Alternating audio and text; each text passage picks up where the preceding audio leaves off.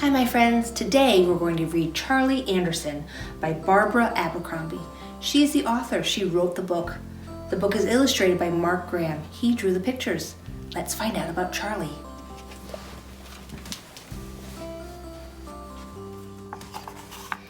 One cold night, a cat walked out of the woods, up the steps, across the deck, and into the house where Elizabeth and Sarah lived.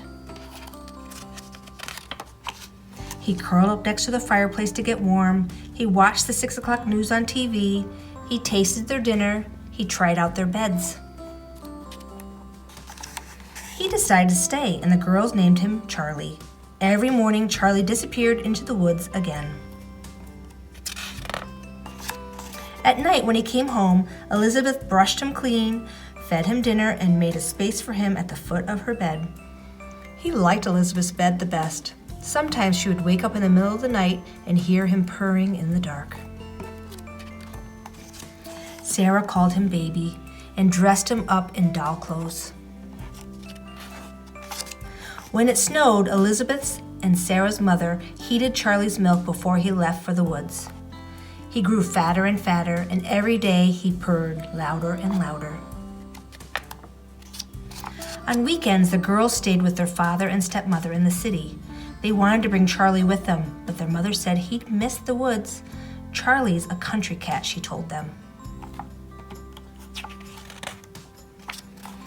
One stormy night, Charlie didn't come home. Elizabeth and Sarah stayed out on the deck and called his name, but no Charlie. Where was he? Why wouldn't he come out of the woods? Was he all right?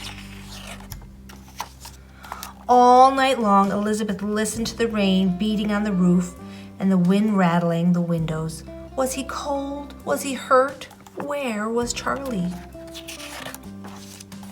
In the morning, Elizabeth and Sarah looked for him. They asked the lady down the road if she'd seen their cat. She said no and offered them cookies. But they were too worried to eat anything, even her chocolate chip cookies. They went to the new house on the other side of the woods. "Have you seen our cat?" they asked. "His name is Charlie. He's very fat and has gray striped fur." "We have a cat with gray striped fur," said the man, "but his name's not Charlie. It's Anderson. He's upstairs, asleep on our bed." They heard a meow, and down the stairs came a very fat cat with gray striped fur. "Charlie!" Sarah and Elizabeth cried. "No, that's Anderson," said the woman. "We've had him for 7 years. Right, Anderson?" He looked at her and began to purr. "But it's Charlie," Sarah said. He looked at her and began to purr. "Is he ever here at night?" Elizabeth asked. "Anderson is a hunter," said the man. "He prowls the woods at night."